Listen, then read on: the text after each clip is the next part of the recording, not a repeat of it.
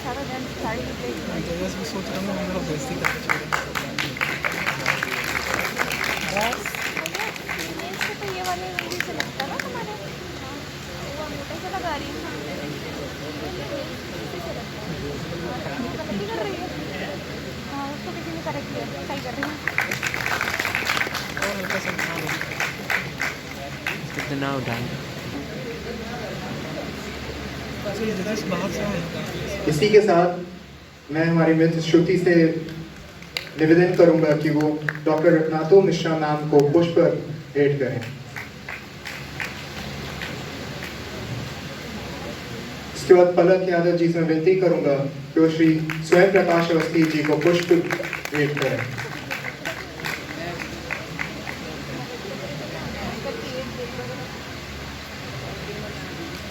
इसी के साथ मैं नीत कौर से ये विनती करता हूँ कि वो प्रोफेसर संदीप कुमार सिंह जी को पुष्प भेंट करें।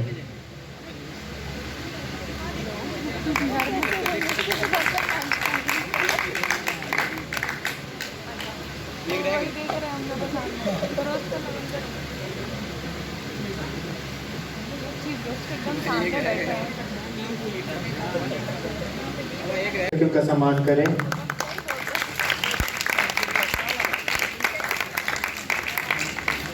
एक बात बताओ, तुम्हारे बाकी भगवान गुस्सा नहीं है? तत्पश्चात हम हमारे प्रोफेसर सर से फिर से एक बार विनती करते हैं कि आप डॉक्टर रत्नातो मिश्रा मैम को उत्तरीय भेंट करें। नहीं वो तो समझ में आ जैसे शिफ्ट का काला था, ब्लू ब्लैक काला ब्लू ब्लैक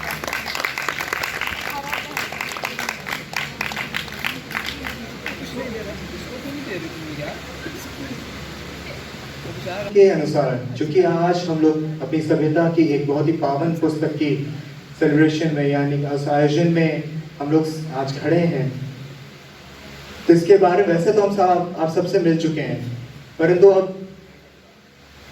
अब आपके वश आज आपके जो कार्यक्रम है उसके बारे में थोड़ी सी आपको जानकारी होनी चाहिए। और उस जानकारी से पहले मैं चाहूँगा कि आप सभी के स्वागत एवं हमारे मुख्य अतिथि को स्वागत के लिए मैं चाहूँगा कि मैं विनती करता हूँ कि हमारे director of school of arts mathematics and social science doctor Prashant Mishra sir से मैं विनती करता हूँ कि वो आएँ और हमारे बीच में अपना आशीर्वाद दें एवं आज के कार्यक्रम के बारे में सबको बताएं। आज का विषय आप सबको मालूम है। सबसे प्रथम माँ शारदे का मैं अभिनंदन करता हूँ। पुनः हम विश्वविद्यालय में बैठे हैं इसलिए नहीं, बल्कि हम शिक्षा के मंदिर में हैं और शिक्षा के मंदिर की देवी हमारी माँ शारदे हैं। तो जब भी हम शिक्षा की बात करते हैं तो हम उनका नमन जरूर करते हैं। उसके साथ हमारे मंच पर आसीन अवस्थी जी और रत्नातो मिश्रा जी, हमारे डायरेक्टर प्रशांत जी, हमारे कलीग डॉक्टर किरण झा, डॉक्टर अभिषेक मिश्रा, डॉक्टर उर्वशी और हमारे प्रिय छात्रों। मुझसे अच्छा कहा गया कि मैं आपके साथ में कुछ शेयर करूँ, तो मैं ये कहूँगा कि मैं आपका पर्चा लीक नहीं करूँगा, मैं आपका पेपर आउट नहीं करूँगा। जो बोलना है आज सुनने की बारी हमारी है और आपके अपने विचार आपको रखने हैं, ये आपकी जिम्मेदारी है। तो मैं गीता के विषय में मैं क्या सोचता हूँ मैं आज आपसे बात नहीं करूँगा उस विषय पर। हाँ, इतना ज़रूर कहूँगा कि जब भी धर्म की बात आती है, जब हिंदू धर्म को परिभाषित करने की बात आती है, तो एक ही बात कही गई है, कर्म ही धर्म है। और इस पर ज़रूर गीता ने भी पूरी बात कही है, तो गीता में भी इस पर बहुत सारी चर्चाएं हैं और मैं देखूंगा कि आपने कौन कौन सी चर्चाओं को उठाया है और आपने क्या समझा है। सबसे अच्छी चीज़ यही है गीता में कि आप जब उसको, मैं कहता हूँ कि जब भी आप कभी स्थितियों में परेशान हो और आपको किसी चीज़ का जवाब ना मिल रहा हो, तो आप गीता का को ऐसे ही खोल लीजिए कोई पन्ना तो शायद आपको मेरा अनुभव यही है, लेकिन शायद मेरा आपसे मानना है कि आपको आपके प्रश्नों का जवाब उस पेज में मिल जाएगा। तो ये है गीता। दूसरा, जब हम कर्म की बात करते हैं तो हम कर्म के साथ अनुशासन की भी बात करते हैं। ये बहुत महत्वपूर्ण प्रश्न है, अनुशासन। तो गीता में उसका भी बहुत जगह वर्णन किया गया है। अनुशासन क्यों ज़रूरी है ये आप अभी नहीं समझ पाएंगे, लेकिन जब आप किसी चौराहे में फंसे होते हैं और चौराहे में जाम लग जाता है तो आपको समझ में आता है कि कोई अनुशासन में नहीं था, इस कारण से जाम लग गया। या अगर आप कभी देखें कि आपकी जो रेलवे ट्रेन है वो अगर उन पटरियों के अनुशासन पर न चले तो कहाँ जाएगी, वो किस किस को उजाड़ेगी, किस किस को मारेगी। तो कर्म के साथ साथ आपका अनुशासन बहुत ज़रूरी है। वो स्टूडेंट लाइफ में भी है। अभी 15 अगस्त बीता और हम झंडा लेके देख रहे थे, काफ़ी भीड़ निकल रही थी। तो मैंने ये भी देखा कि एक एक बाइक में 3-3, 4-4 लोग झंडा लिए टहल रहे हैं। क्या राष्ट्रवाद है, क्या कर्म है? गाड़ियों की खिड़की से लटक रहे हैं झंडा लेके, कारों की खिड़की से। यही देशभक्ति है। उटपटांग कमेंट करते हुए निकल रहे हैं किसी के पास से झंडा लेकर। तो क्या ये अनुशासन है? तो बस वास्तविकता ये है कि हमें ये भी समझने की आवश्यकता है कि हम अपने कर्म करें, अनुशासित रहें और हमारे कर्म से किसी दूसरे को नुकसान न पहुंचे। मेरे ख्याल से अब मैं और ज़्यादा नहीं बोलूँगा और आप सभी लोगों को एक बार पुनः बधाई देता हूँ और शुभकामनाएं देता हूँ जो पार्टिसिपेंट हैं। खूब जोर से, मन से और दृढ़ इच्छा शक्ति से पार्टिसिपेट करिए। जीत आपकी ही होनी है, ये मत सोचिए कि किसी और की होनी है। हर एक पार्टिसिपेंट की जीत होनी है। एक लंबी सांस लीजिए और आकर अपना वक्तव्य पूरा करिए। बहुत बहुत धन्यवाद। हरे हरे राम राम राम हरे हरे। जय श्री कृष्णा। हरे कृष्णा बंधुओं, जैसे कि आपको पता है आज हम यहाँ पर किस लिए एकत्रित हुए हैं। हमारा विषय है भागवत गीता की वर्तमान में प्रासंगिकता, अर्थात भागवत गीता का वर्तमान में क्या महत्व है। सर्वप्रथम मैं आपको बताना चाहूँगा कि भागवत गीता के बिना जीवन ही संभव नहीं है। जैसे कि हमारे जीवन को जो मेल है वो 5 तत्वों से मिलकर बना है। सबसे पहला तत्व होता है वायु, अग्नि, आकाश अर्थात भूमि और जल। इनके अलावा हम अपने जीवन को सुखमय बनाने के लिए और ईश्वर से जुड़ने के लिए हम जिस ज्ञान की अनुभूति करते हैं उस ज्ञान को हम श्रीमद् भागवत बोलते हैं। इसीलिए श्रीमद् भागवत के बिना जीवन संभव नहीं है। इसीलिए मैं एक आपके जीवन से एक छोटी सी कथा दूंगा जिसके माध्यम से मैं आपको सुचारू रूप से अच्छा समझा पाऊंगा। जैसे कि एक परिवार होता है, उस परिवार के मुखिया मतलब पिता होते हैं और उनके बच्चे, उनकी माता। एक दिन वो पिता अपने घर में वॉशिंग मशीन लेकर आते हैं। आप सभी जानते होंगे वॉशिंग मशीन किसको कहते हैं। पहले वो वॉशिंग मशीन लेकर आते हैं, बच्चे खुश होते हैं, कहते हैं वाह हमारे घर पे वॉशिंग मशीन आ गई। और माँ भी कहती है चलो अच्छा हो गया, वॉशिंग मशीन आ गई, हम इसका यूज़ करेंगे, जल्दी काम हो जाएगा। तो वॉशिंग मशीन का यूज़ करते रहते हैं, पर क्या होता है कि एक बार वॉशिंग मशीन खराब हो जाती है। पूरी फैमिली लग जाती है, अरे इसको कोई ठीक करो, इसको कोई ठीक करो। फिर एक दिन वो फादर जो है वो मतलब मैकेनिक को कॉल करते हैं और कहते हैं कि अरे यार हमारी वॉशिंग मशीन तो खराब हो गई। तो मैकेनिक आता है, मैकेनिक कहता है कि अरे आपकी वॉशिंग मशीन खराब हो गई। आप जब आपने एक वॉशिंग मशीन खरीदी थी तो इसके साथ आपको एक मैनुअल मिला था। क्या मिला है कि क्या आपने उस मैनुअल का यूज़ करके इसका यूज़ किया कि नहीं, हमने नहीं किया। तो इस बात से हमें शिक्षा मिलती है कि जो हमारा जीवन है उसका भी एक मैनुअल है। हम इतने सारे कोटि ब्रह्मांड में हमने इतने जन्म ले लिए, पर लेकिन हमें आज तक उस जीवन के उस मैनुअल का पता नहीं चला। हम इतनी सारी एजुकेशन गेन करते हैं, हम आध्यात्मिक क्षेत्र को छोड़कर हम इतनी सारी चीज़ों को लेते हैं। हम वेस्टर्न कल्चर को अपनाते हैं, इंग्लिश मीडियम के स्कूल में पढ़ते हैं, अच्छी बात है, पर कहीं ना कहीं जो वास्तविक ज्ञान है हम उससे अछूत रह जाते हैं। अगर हमें वो वास्तविक ज्ञान का नहीं पता होगा तो हम उस ज्ञान को नहीं समझ सकते। जैसा कि आपको पता होगा कि भक्ति वेदांता स्वामी प्रभुपाद जी का उन्होंने एक लेक्चर दिया, उसमें उन्होंने बताया। कौन कौन जानता है कि श्रीला प्रभुपाद जी जो हैं वो भक्ति वेदांता, कौन कौन जानता है इनको, कोई जानता है? श्रीला प्रभुपाद जी जो हैं उन्होंने इंडिया में नहीं अपितु संपूर्ण विश्व में भागवत गीता के ज्ञान का उपदेश दिया। तो वो अपने एक उपदेश में बताते हैं, उनकी बुक में एक स्तुति है, उसको वो बताते हैं कि एक व्यक्ति था जो भारत में रहता था, और उस व्यक्ति के अंदर मतलब वो व्यक्ति कहता है कि गन्ने का गुड़ कैसा होता है, मुझे मिठास चाहिए। तो उन्होंने बोला कि मिठास तो आपको गन्ने से मिलेगी। तो उन्होंने पूछा कि गन्ना कैसा होता है, कि गन्ना जो होता है वो देखने में बांस की तरह होता है। तो उन्होंने बोला कि बांस की तरह होता है। तो वो व्यक्ति जो था वो हर बांस को, गांव में जाकर हर बांस को चूसने लगा, हर बांस को चूसने लगा। मैं आपसे माफ़ी चाहूँगा लेकिन समय का अभाव है, लेकिन गीता कोई ऐसी पुस्तक नहीं है जिसके लिए कोई लिमिटेशंस हो। तो प्लीज़ आप मुझे थोड़ा वक्त दीजिए, बेशक आप मेरे मार्क्स काट सकते हैं।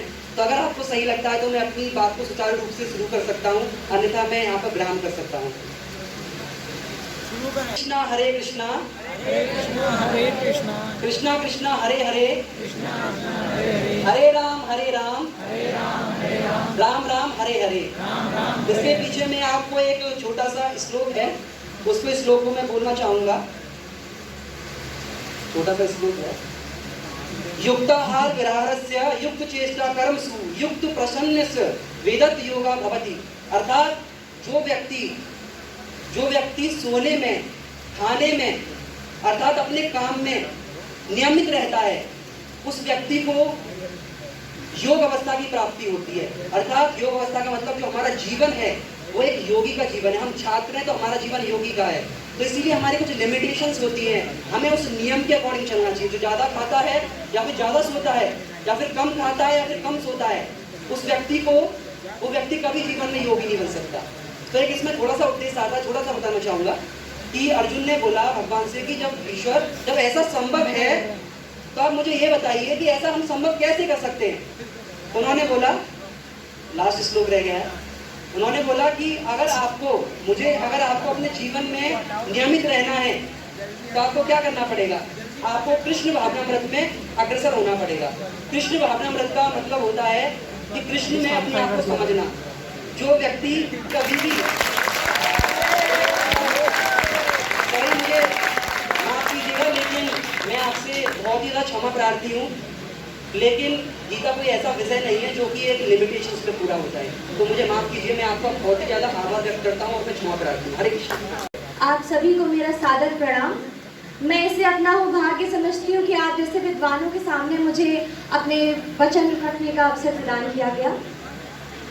यदा यदा हि धर्मस्य ग्लानिर्भवति भारत अभ्युत्थानमधर्मस्य तदात्मानं सृजाम्यहम् परित्राणाय साधुना विनाशाय च दुष्कृतां धर्म संस्थापनार्थाय संभवामि युगे युगे। यह गीता के चौथे अध्याय का 7वां एवं 8वां श्लोक है। इसमें भगवान श्री कृष्ण कहते हैं कि जब जब इस धरती पर अधर्म बढ़ेगा तब तब वह धर्म की स्थापना करने के लिए इस धरा पर अवतरित होंगे।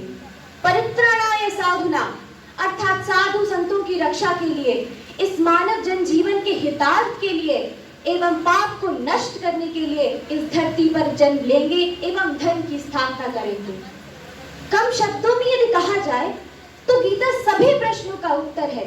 हमारे जीवन में, इस संसार में ऐसा कोई प्रश्न नहीं, ऐसी कोई समस्या नहीं जिसका उत्तर इस ग्रंथ में न दिया गया हो। मैं अपनी वाणी को विराम एक छोटी सी कविता से देना चाहूंगी कि यूं तो सनातन धर्म में धर्म ग्रंथ है अनेक, श्री हरि के श्री मुख से लेकिन गीता केवल एक। धर्म कर्म एवं ज्ञान का वे बोध कराती, तभी तो वे श्रेष्ठ में से भी सर्वश्रेष्ठ कहलाती। जय श्री कृष्ण। सभागार में उपस्थित समस्त अध्यापकगण एवं राष्ट्र की शक्ति, छात्र शक्ति को मैं नमन करता हूं और अपनी बात इन 2 पंक्तियों के माध्यम से शुरू करता हूं। उपदेश नहीं उपचार है गीता, मानवता का सार है गीता। अपनी बात शुरू करता हूं। भगवान श्री कृष्ण ने गीता में जीवन को लेकर बहुत सी बातें बताई। उनमें कर्म की विशेषता रही, कर्म की प्रधानता रही। भगवान श्री कृष्ण अर्जुन को उपदेश देते हुए बोल रहे हैं, हतो वा प्राप्त स्वर्गम जित्वा वा भोज्यसे महिम तस्मात् उत्तिष्ठ कौन्तेय युद्धाय कृत निश्चय, अर्थात हे अर्जुन तुम उठो और युद्ध करो। अगर तुम युद्ध करते हुए वीर गति को स्वर्ग मिलेगा, और अगर तुम युद्ध करते हुए विजय होते हो तो तुम्हें राज और सुख संपदा भोगने को मिलेगी। अर्थात भगवान श्री कृष्ण आज के वर्तमान जीवन के लिए, वर्तमान छात्रों के लिए ये कहना चाहते हैं कि तुम कर्म करो, क्योंकि कर्म के बगैर कुछ भी नहीं है, कर्म के बिना कहीं भी विजय नहीं है। अब बात आती है कर्म करने की, तो कर्म जब करते हैं तो स्वाभाविक सी बात है मन विचलित होता है।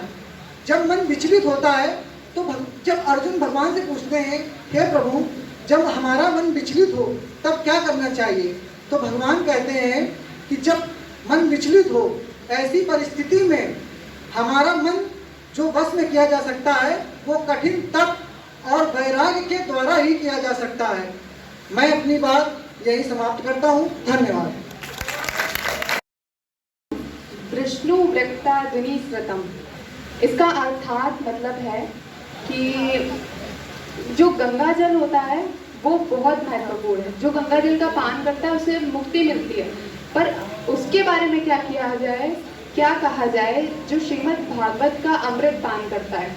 श्रीमद् भागवत महाभारत का अमृत है, और यह भगवान श्री कृष्ण के मुख से निकली है, अर्थात यह अमृत से भी ऊपर है।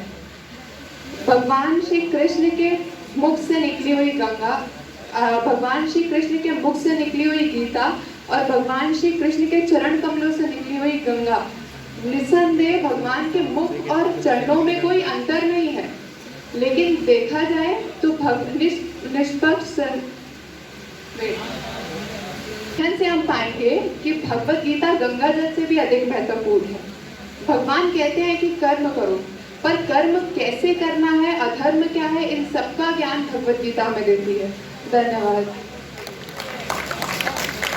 जो प्रारब्ध कर्म करते हुए भी श्री गीता जी का अध्ययन करता है वो मुक्त रहता है, सुखी रहता है और अपने कर्म से कभी लिप्त नहीं होता।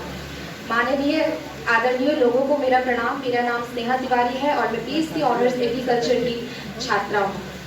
सबसे पहले श्रीमद् भगवद गीता जी की प्रासंगिकता जानने से पहले हमें ये जानना बहुत जरूरी है कि आखिर हम में से कितने लोग हैं जिन्होंने कभी गीता जी को स्पर्श किया है या फिर उनका अध्ययन किया है। मात्र गीता जी को स्पर्श करने से आपके शरीर में कंपन होती है, क्योंकि मैं स्वयं करती हूँ। हमारी ऐसी बात चल रही थी तो किसी ने ये कहा कि चलिए बताइए श्रीमद् गीता जी में कितने श्लोक हैं। वो कहते मुझे रामायण का ज्ञान नहीं है। जब हमें अपने ही वेदों ग्रंथों का ज्ञान नहीं है तो क्या मतलब है। विश्व में गीता जी की प्रासंगिकता बहुत बड़ी है, क्योंकि ये श्री वृंदावन आधेश्वर जगतधीश द्वारकाधीश जगत जीवन श्री कृष्ण की वाणी है, उनकी मुखाबिंद है और उनकी प्रासंगिकता हमसे करना कोई बहुत बड़ी बात नहीं है। लोग ये कहते हैं कि बहुत आजकल कहते हैं तत्व के तत्व जग जीवन श्री कृष्ण चंद्र कृष्ण को तत्व विशुद्धानु की किशोरी है। मैं स्वयं कृषि की छात्रा हूँ। हमने कीटनाशक और रसायनों का इतना प्रयोग किया कि आज हम जैविक खेती पे आ गए। जीवन में भटकाव होगा, हमारा अंत श्रीमद् गीता जी भगवत ही है, श्री गीता जी ही है। हमें आना श्रीमद् गीता जी पर ही है। अब श्रीमद् भगवत गीता जी अनंत शिरोमणि का ऐसा महासागर है जिसे संसार का कोई भी सूरज सुखा नहीं सकता, क्योंकि वो स्वयं वृंदावन आधेश्वर की वाणी है। सबसे पहली बात जब हमें करना है तो हमें गीता जी इसलिए नहीं पढ़ना कि उनका प्रासंगिकता बढ़ानी है, इसलिए पढ़ना है क्योंकि हमें स्वयं को बदलना है। आप बदलेंगे, आपसे चार लोग, चार लोगों से समाज, समाज से देश। मैंने अपनी वाणी श्री कृष्ण की वाणी से शुरू की थी, अंत उनसे करूंगी। ब्रजे भजे कमंदनम समस्त पाप खंडनम स्वभक्त चित्तरंजनम सदैव नंदनंदनम सुपिच्छ गुस्त मस्तकम सुनाद वेणु हस्तकम अनंगरंग सागर नमामि कृष्ण नागरम। कृष्ण सदा सहायते श्री हरिवंश श्री हरिदास। धन्यवाद। आप सभी का दिन मंगलमय हो। मुझसे कोई भी त्रुटि हो मैं आप सबसे क्षमा प्रार्थी हूँ। धन्यवाद। वैसे तो ये बहुत ब्रॉड है, बहुत बड़ा है, बहुत सारे लोगों ने इसको पढ़ा है और वो बस यही बोलते हैं कि बहुत बड़ा है, इसमें बहुत ज्ञान है।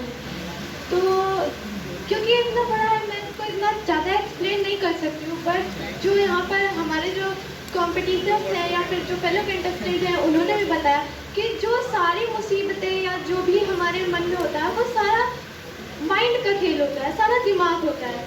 तो जो माइंड है उसमें स्टेबिलिटी लानी चाहिए, ना कि हमको स्टेबिलिटी लानी चाहिए। सब सोचते हैं मुसीबत चली जाए तो हम स्टेबल हो जाएंगे। अगर कोई ये सोचिए कि अगर कोई कंपटीशन ही नहीं होगा, कोई अगर हमारे लाइफ में कोई होगा ही नहीं, तो फिर हम आगे बढ़ेंगे ही नहीं। हमको अपने माइंड में स्टेबिलिटी लानी चाहिए ताकि जो अहंकार है, जो प्रेम भावना है या जो भी गुस्सा, क्रोध, वो सारा अगर एक तरफ हो जाए और हम सिर्फ जो हमारे आगे आने वाला है उस पर फोकस करें तो हम ज़्यादा कर सकते हैं। और श्रीमद् भगवत गीता से स्टूडेंट्स को काफ़ी ज्ञान मिलता है, क्योंकि उसमें अर्जुन जी ने जब अपने आप को समर्पित कर दिया था श्री कृष्ण जी को, तब उन्होंने उनको ये ज्ञान दिया था। वरना वो पहले से उनसे इतना ही बोलते रहते कि आप सिर्फ युद्ध करिए, ये आपका कर्म है। लेकिन फिर उन्होंने जितना भी ज्ञान दिया कि सांख्य योग क्या है, कर्म योग क्या है, तुमको योग में कैसे जाना है, मैं कौन हूँ, तुम कौन हो, तुम्हारा पुनर्जन्म हुआ या तुम कौन, किस जन्म में, जितना भी सारा ज्ञान था वो तब हुआ जब आप समर्पित हो गए। हमको भी अपनी पढ़ाई की तरफ समर्पित होना चाहिए, ये भी हमें भगवत गीता सिखाती है। हरे कृष्ण।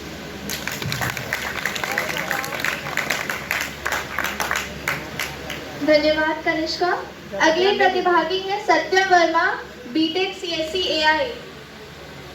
सत्यम Verma, B Tech CSC AI, absent. सभी बुद्धिजीवियों को मेरा हार्दिक अभिनंदन। मैं पलक यादव आज दिए गए विषय के पक्ष पर अपने विचार प्रस्तुत करने को प्रतिबद्ध हूँ। यदा यदा ही धर्मस्य ग्लानिर्भवति भ्रामता अभ्युत्थानम धर्मस्य तदात्मानं सृजाम्यहम्। अर्थात भगवान कृष्ण ने स्वयं कहा है कि जब जब इस पृथ्वी पर अधर्म बढ़ेगा तो अधर्म का विनाश करने और धर्म की स्थापना करने वे अवतरित होंगे। और आज जब हम कलयुग में जी रहे हैं जहां अधर्म अपने चरम पर है, तो मेरे अनुसार श्रीमद् भगवत गीता ही कृष्ण का वह स्वरूप है जो हमारी इस अंधकार से निकलने में मदद कर सकती है।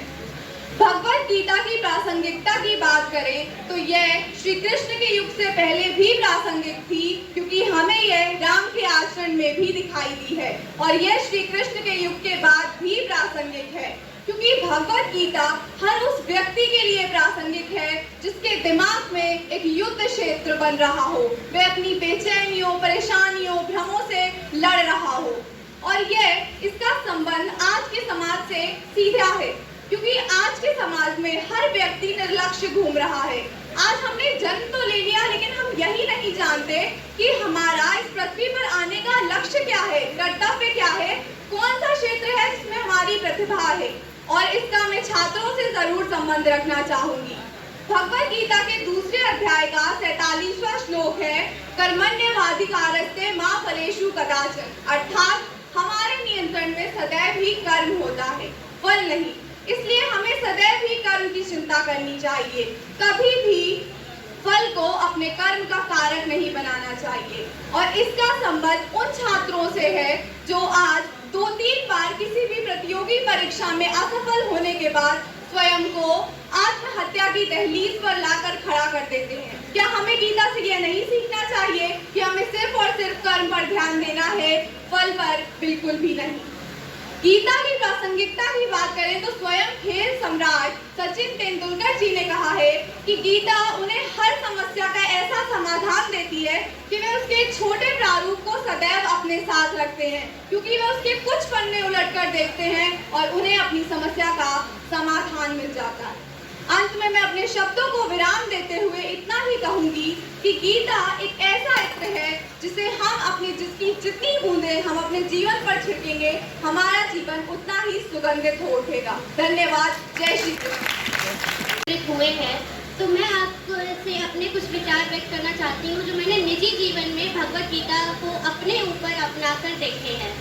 खैर, वैसे भगवत गीता एक अथाह ज्ञान का सागर है जिसमें हम कभी पार नहीं लगा सकते। आप जितना गहराई में जाएंगे उतना ज़्यादा आप ज्ञान समेट लेंगे, पर मैं जितना उससे प्राप्त कर पाई हूँ उसके बारे में आपको बताना चाहती हूँ। पहला, जैसे कि आजकल हम लोग देखते हैं कि जो आजकल मनुष्य है वो सिर्फ फल की अपेक्षा करता है बिना किसी कर्म करे, और अगर वो कर्म करता भी है अगर उसे वो फल प्राप्त नहीं होता है तो वो उस कर्म को करना छोड़ देता है बिना उसको दोबारा कोशिश करे और बिना ये सोचे कि मेरी किस चीज में कमी थी। इसी के ऊपर श्री कृष्ण जी ने हमें एक ज्ञान दिया है बहुत बड़ा, जो कि मैं अपने ऊपर भी आजमाती हूँ कि मनुष्य का धर्म है कर्म करना, वो भी बिना फल की चिंता करे या उसके बारे में बिना सोचे। हमारा धर्म है कर्म करना। आप अपनी पूरी निष्ठा के साथ पूरी कोशिश करके कर्म करिए, फल आपको अवश्य ही मिलेगा, क्योंकि फल ईश्वर के हाथ में है पर कर्म करना मनुष्य के हाथ में है। तो हमें अपना धर्म करना चाहिए। और साथ ही साथ एक ज्ञान और मैं आप सबको बताना चाहूंगी कि परिवर्तन जो है वो जरूरी है। जैसे कि श्री कृष्ण ने कहा है कि परिवर्तन समय के साथ जरूरी है। आजकल भी हम लोग देखते हैं कि हमारा अपने अंदर भी परिवर्तन लाना जरूरी है। श्री कृष्ण ने भी ये ज्ञान दिया है कि परिवर्तन जो है समय के साथ साथ होना चाहिए जीवन में, कि कब आपका दुख खुशी में बदल जाए और कब आपकी खुशी दुख में बदल जाए ये आपको नहीं पता होता। पर ये जीवन के साथ एक जीवन की हमारी साइकिल कह सकते हो उसको, कि ये लाइफ साइकिल है, तो आप इसको अलग नहीं रख सकते हैं। इसी के साथ मैं आप सबसे बस यही विनती करती हूँ कि भगवत गीता एक बहुत बहुत ज़्यादा अथाह सागर है ज्ञान का। उसमें आप जितना गहरा चाहोगे उतना ज़्यादा आपको ज्ञान मिलेगा, पर जितना मैं समेट पाई उतना मैंने आज अपने विचार व्यक्त किए। आप सबने मेरे विचार सुने, उसके लिए बहुत बहुत धन्यवाद।